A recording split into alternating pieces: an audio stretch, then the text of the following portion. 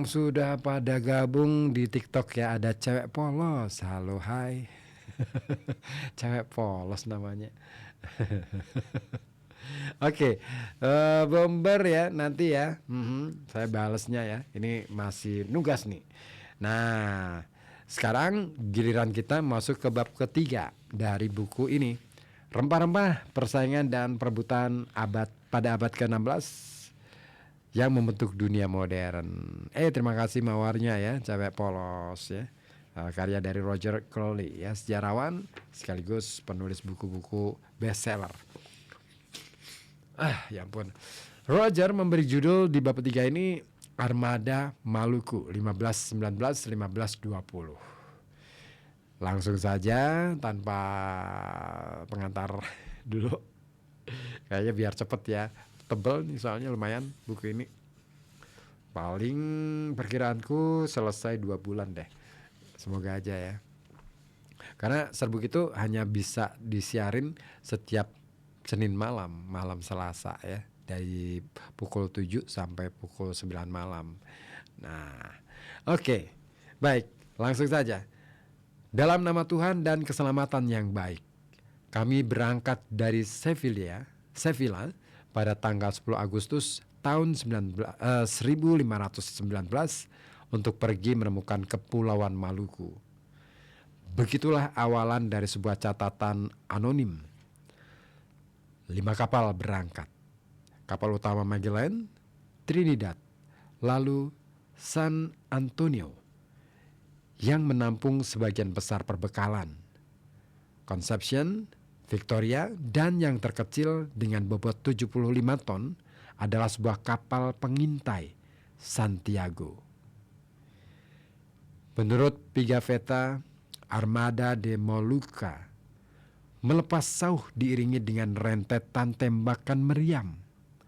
Kapal-kapal itu meluncur menyusuri Guadalquivir, sungai besar Spanyol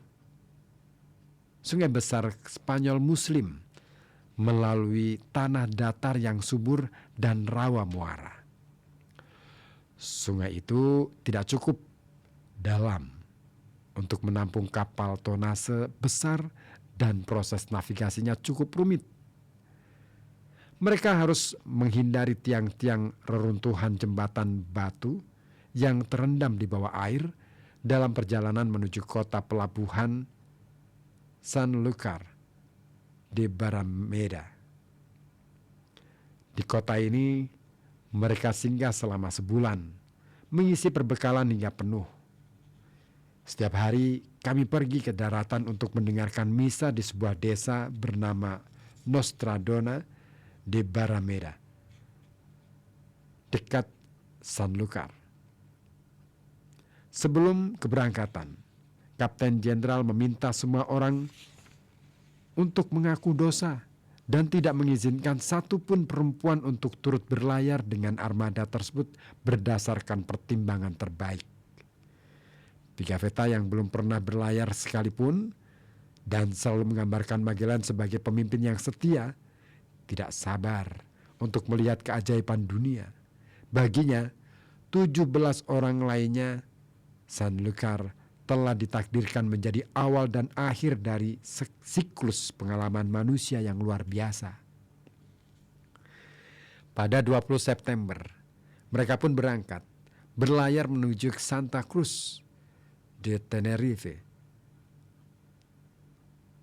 pulau terbesar di Kepulauan Kanari, guna mengisi perbekalan lebih lanjut dan mendapatkan untuk mendempul kapal.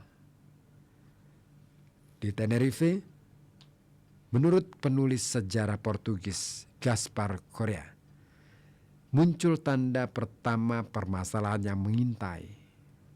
Sebuah karavel gesit membawa pesan kepada Magellan dari ayah mertuanya, Diogo Barbosa, yang menyeratkan dia harus menjaga keselamatan dirinya dan mewaspadai pemberontakan dari para kapten yang memusuhinya.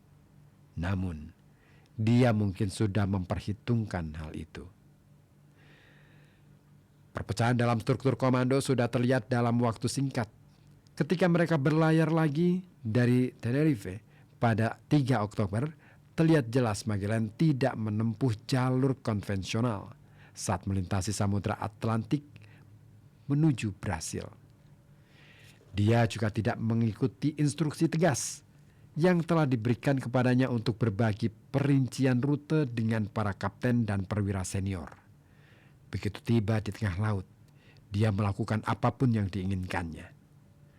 Umumnya, kapal-kapal laut akan berlayar ke barat daya menjauhi pesisir Afrika untuk mengikuti angin pasat yang akan membawa kapal dengan cepat melintasi Samudra Atlantik. Magellan tidak melakukan hal itu. Dia mengarahkan armadanya agar tetap berlayar ke selatan, sejajar dengan pesisir Afrika. Kapten Portugis ini memiliki pengetahuan yang memadai tentang penjelajahan Afrika untuk mengetahui mereka harus bekerja keras saat mengikuti lintasan ini.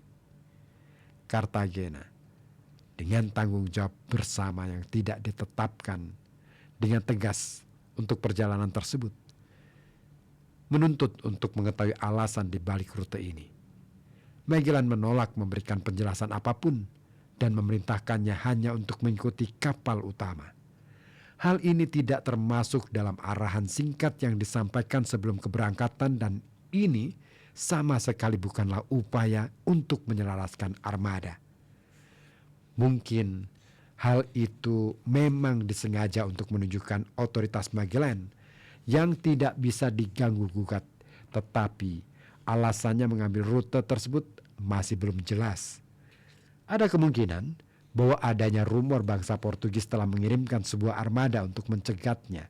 Mungkin telah menyebabkannya untuk menghindari jalur perlintasan konvensional.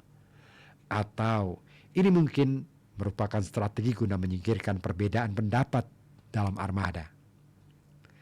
Secara taktik, keputusan ini adalah sebuah bencana. Armada dihantam cuaca yang selalu berubah-ubah. Pigafetta mengenang. Berhari-hari lamanya kami berlayar menyusuri sepanjang pantai Guiana. Dengan angin yang berlawanan, cuaca tenang dan hujan tanpa embusan angin. Hingga kami mencapai garis khatulistiwa setelah mengalami hujan tanpa henti 60 hari lamanya. Sebelum akhirnya mencapai garis itu, hujan badai angin dan arus yang ganas menghantam kami dari depan. Untuk menghindari kapal-kapal menjadi hancur, semua layarnya digulung dan dengan cara itulah kami mengembara ke sana kemari di lautan, menunggu badai reda dengan sendirinya. Saat hujan turun, tidak ada angin. Ketika matahari bersinar, cuaca sangat tenang. Di tengah salah satu badai, Pigafetta mengalami fenomena api Santa Elmo. Kilatan lucutan plasma biru yang sangat terang menyambar puncak tiang kapal. Bagi para pelaut yang percaya tahayul, hal ini dianggap sebagai kunjungan suci. Para pelaut itu jatuh terseduh-seduh di geladak. Ketika cahaya yang diberkati itu akan meninggalkan kami, begitu menyilaukan kecerahannya, sehingga kami semua terbutakan olehnya dan memohon belas kasihan.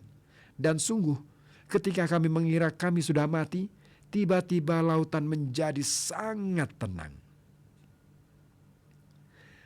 Pertarungan adu otot dengan Cartagena terus berlanjut. Magellan tidak memberikan penjelasan sama sekali, tidak berusaha berbagi informasi, tidak menunjukkan kecenderungan untuk mengikuti perintah Karl.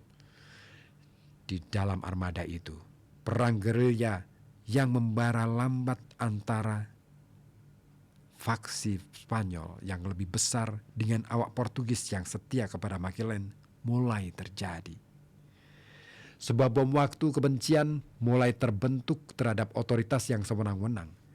Cartagena beralih pada pembangkangan yang telah diperhitungkan dengan baik. Sebagai bagian dari ritual dalam menjaga kesatuan armada, sudah menjadi kebiasaan bagi kapal-kapal lain untuk memberi hormat kepada kapal utama Magellan di penghujung setiap hari dengan sapaan resmi. Semoga Tuhan selalu menjaga Anda, Tuan Kapten Jenderal dan pemimpin kami. Penyebutan gelar terutama sangat penting bagi orang-orang pada zaman Renaissance yang mudah tersinggung. Jadi ketika Kartagena dengan sengaja mulai memanggil Magellan hanya dengan sebutan kapten, hal itu memicu amarah. Terlebih lagi, ternyata sang mualim kapal bukan Kartagena yang memberi penghormatan. Ketika ditegur oleh Magellan, Kartagena menjawab lain kali dia akan meminta seorang pelayan untuk menyampaikan salam harian. Selama 3 hari berikutnya, dia tidak menyampaikan salam sekalipun juga. Pada saat itulah muncul krisis disiplin baru. Kapten kapal Victoria, seorang Sisilia bernama Antonio de Salamon, tertangkap basah dengan melakukan tindakan sodomi dengan awak kabinnya. Hukuman yang dijatuhkan untuk pelanggaran tersebut adalah hukuman mati. Tetapi hal ini memerlukan pengadilan militer formal. Semua kapten kapal lain diperintahkan untuk hadir dalam sebuah pertemuan di Trinidad, di kabin kapten. Sudah waktunya bagi kedua faksi untuk saling berhadapan langsung. Magellan rupanya telah mempersiapkan langkah selanjutnya. Ketika Kartagena kembali mengangkat topik kepemimpinan dan rute pelayaran, Magellan sudah siap. Dia mencengkeram leher saingannya dan memerintahkannya untuk dijebloskan ke dalam palka. Dia menempatkan kerabatnya sendiri, Alvaro de Mesquita, sebagai kapten kapal San Antonio, kapal terbesar dalam armadanya. Dia mengancam akan menurunkan Kartagena di pantai Brasil, tetapi berhasil dibujuk untuk tidak melakukan hal tersebut. Pada akhirnya Kartagena diserahkan dalam penjagaan Gaspar de Quesada, orang Kastilia lainnya, dengan janji untuk tetap mengamankannya. Magellan berhasil menetralisir wakil komandannya. Pigafetta tidak mencatat semua ini. Dia menghabiskan waktunya memancing hiu dan mengamati kehidupan burung di laut dalam. Apapun alasan Magellan untuk mengubah rutenya, mungkin ancaman armada Portugis yang ternyata tidak pernah terwujud, alasan itu memenuhi sebuah tujuan. Dengan provokasi yang disengaja, dia merancang sebuah pertikaian dan menegaskan otoritasnya sebagai komandan tunggal pada faksi Spanyol yang cenderung menentangnya. Namun, harga yang harus dibayarnya cukup tinggi. Menghabiskan waktu 3 bulan untuk melakukan perjalanan yang seharusnya bisa dicapai dalam 6 minggu saja. Hal itu menghadirkan kesulitan yang tidak perlu pada awak kapal, menghabiskan perbekalan berharga, mengurangi separuh jatah makanan mereka, dan menguras itikat baik di antara awaknya.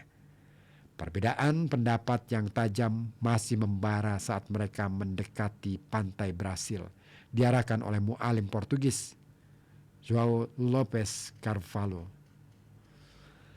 yang telah menghabiskan waktu 4 tahun di pantai ini. Mereka mendarat di Tanjung Santo Agustino, sebelah utara dari tujuan utama mereka, yaitu Rio de Janeiro. Menurut perjanjian Tordesillas, mereka adalah pelanggar, tapi tidak ada orang Portugis yang menunjukkan keberatannya. Beberapa hari kemudian, mereka pun melanjutkan perjalanan. Tiba di suatu tempat mereka sebut sebagai Guanabara, Teluk Rio de Janeiro. Di hamparan pantai ini, mereka bertemu dengan suku Tupi yang berhubungan baik dengan mereka. Carvalho sudah pernah ke tempat ini sebelumnya. Dia bertemu kembali dengan putranya yang merupakan buah hatinya, dengan seorang perempuan pribumi, dan membawanya ke atas kapal. Mereka berhasil mendapatkan perbekalan. Menurut Pigafetta, sekian banyak ekor unggas, kentang, sejumlah besar nanas manis, sesungguhnya buah paling lezat yang dapat ditemukan, daging anta atau tapir yang menyerupai daging sapi, tebu, dan banyak hal lain. Pertukaran tersebut bermanfaat bagi kedua belah pihak. Barang dagangan manufaktur yang dibawa kapal sangat diinginkan penduduk setempat. Kail ikan, cermin, gunting, dan lonceng. Untuk selembar Raja Wajik yang merupakan kartu remi, mereka memberikan 6 ekor unggas dan berpikir mereka bahkan telah berhasil menipu saya. Kenang Pigafetta. Dari sudut pandang para pelaut, ini adalah waktu istirahat yang telah ditunggu-tunggu dan tempat semua fantasi mereka tentang kepolosan masyarakat pribumi mungkin akan terwujud. Orang-orang Eropa dipandang sebagai berkah. Tempat itu telah mengalami kemarau panjang. Ketika kami tiba di pelabuhan, cerita Pigafetta, kebetulan sekali turun hujan, dan mereka mengatakan kami datang dari langit dan kami telah membawa hujan bersama kami. Bagi Pigafetta, orang-orang ini hidup sesuai dengan hukum alam, dan dia mengumpulkan informasi sebanyak mungkin tentang kehidupan, penampilan, dan adat istiadat mereka. Dia menuliskan secara objektif tentang kanibalisme yang mereka praktikkan. Mereka memakan daging manusia musuh-musuhnya, bukan karena rasanya enak, tetapi karena hal itu adalah kebiasaan yang sudah ada sejak dahulu kala. Dia bahkan menuliskan daftar sederhana kata-kata dari bahasa Tupi. Seperti banyak suku yang mereka temui, orang-orang ini tidak punya besi. Mereka membuat kanonnya dengan kapak batu dan sangat menginginkan benda-benda terbuat dari logam. Salah satu hal yang paling disukai oleh para pelaut adalah imbalan seksual untuk perdagangan ini. Orang-orang itu memberikan 1 atau 2 putri-putrinya yang masih kecil kepada kami untuk ditukarkan dengan sebuah kapak atau sebilah pisau besar. Tetapi mereka tidak mau memberikan istri mereka kepada kami dengan imbalan apapun. Untuk Pigafetta, begitu banyak kebejatan yang menarik bagi pemikiran orang-orang Eropa tentang seksualitas penduduk pribumi. Pada suatu hari, seorang gadis cantik naik ke kapal utama, tempat saya berada, hanya untuk mencari hal yang mungkin menarik baginya. Selagi di atas kapal dan menunggu, dia melihat paku yang lebih panjang daripada jari orang dewasa. Setelah meraih dengan sangat gembira dan berhati-hati, dia memasukkannya melalui bibir vaginanya, dan setelah membungkukkan tubuhnya rendah-rendah, dia segera beranjak pergi. Karena Kapten Jenderal dan saya telah melihatnya melakukan tindakan itu. Kisah Laut Selatan ini pun memiliki sisi gelapnya. Pada 20 Desember, hukuman mati akibat tindakan sodomi dijatuhkan kepada Antonio de Salomon dengan cara dicekik. Armada bersiap untuk berangkat lagi pada tanggal 27 Desember, diiringi kekecewaan mendalam dari kedua belah pihak. Bagi orang-orang saleh, ada pemikiran sederhana bahwa suku ini dapat diajak masuk agama Kristen dengan mudah. Misa diselenggarakan 2 kali di pantai, dan selama itu orang-orang ini tetap berlutut dengan penyesalan yang begitu besar, dengan tangan terkepal diangkat tinggi, bahwa misa itu adalah suatu kesenangan yang luar biasa. Menurut Pigafetta, suku Tupi telah mendirikan sebuah rumah untuk kami karena mereka mengira kami akan tinggal bersama mereka beberapa waktu lamanya. Para pelaut itu sampai harus diseret untuk meninggalkan tempat itu. Beberapa penumpang gelap perempuan ditemukan di dalam kapal. Duarte Barbosa, sekutu dekat Magellan, mencoba desersi dengan tujuan ingin menjalani kehidupan di tempat yang bagaikan surga tersebut. Dia diseret dan dikurung di dalam kapal. Suku Tupi dengan sedih mengantar mereka pergi dengan kanonya. Peristiwa itu nyaris merupakan momen nyaman terakhir dari ekspedisi tersebut. Saat melanjutkan perjalanan ke selatan, garis pantai tampak makin meruncing ke arah barat. Sejak saat itu, Magellan mulai melakukan penyelidikan ketat atas semua teluk dan teluk kecil untuk mencari selat yang dijanjikan. Kemajuannya menjadi lebih sulit. Mereka berjuang melawan arus balik dan cuaca yang buruk. Sebuah badai dahsyat menyebabkan mereka keluar jalur. Setelah berhasil mengarahkan kembali armadanya, mereka menemukan dirinya di muara River Plate yang luas. Ini adalah tempat terjauh yang pernah dikunjungi sang kapten Portugis, dan tempat itu dipenuhi pertanda buruk. Disinilah Juan de Solis dan rombongannya dibunuh lalu dimakan oleh penduduk asli 3 tahun sebelumnya. Tanpa merasa gentar, kapal terkecil Santiago dikirim untuk mencari tanda-tanda jalur yang bisa dilewati. Namun airnya segar dan terlalu dangkal untuk memungkinkan melakukan transit. Masyarakat setempat, meskipun memiliki reputasi sebagai kanibal, melarikan diri saat melihat kedatangan mereka.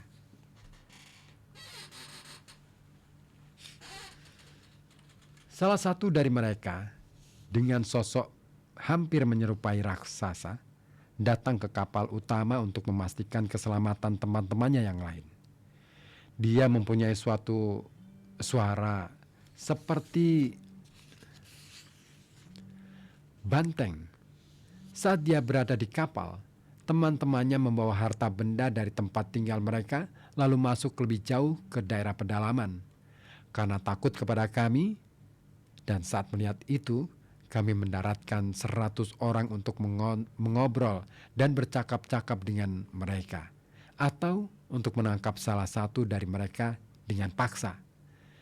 Mereka melarikan diri, dan saat melarikan diri, mereka mengambil langkah yang begitu lebar sehingga kami meskipun sudah berlari kencang, tidak dapat mengejar langkah mereka.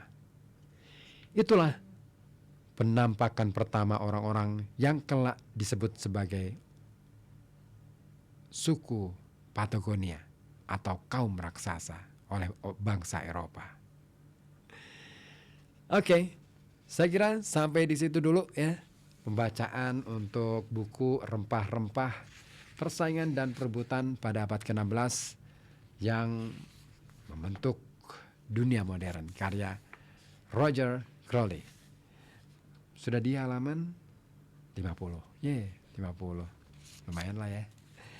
Oke, dan saya sapa terlebih dahulu yang sudah gabung. Ada Rito Evito El Santo, Mei juga, Brahma Kumbara, Nanang Karisma, ada Misbah Godem, Bos Apit.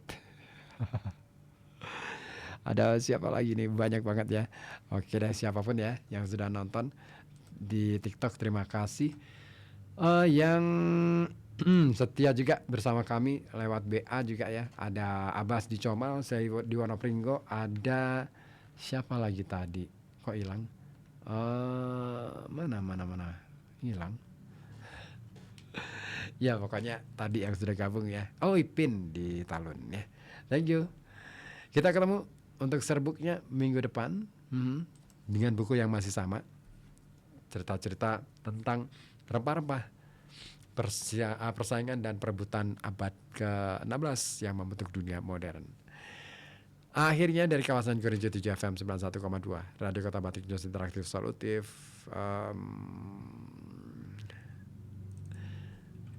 serbuk pamit dari ruang dengar Anda. Nanti ada kami malam, ada wedangan juga. Jangan kemana-mana, tetap di sini di FM 91,2 Radio Kota Batik, News Interaktif Solutif.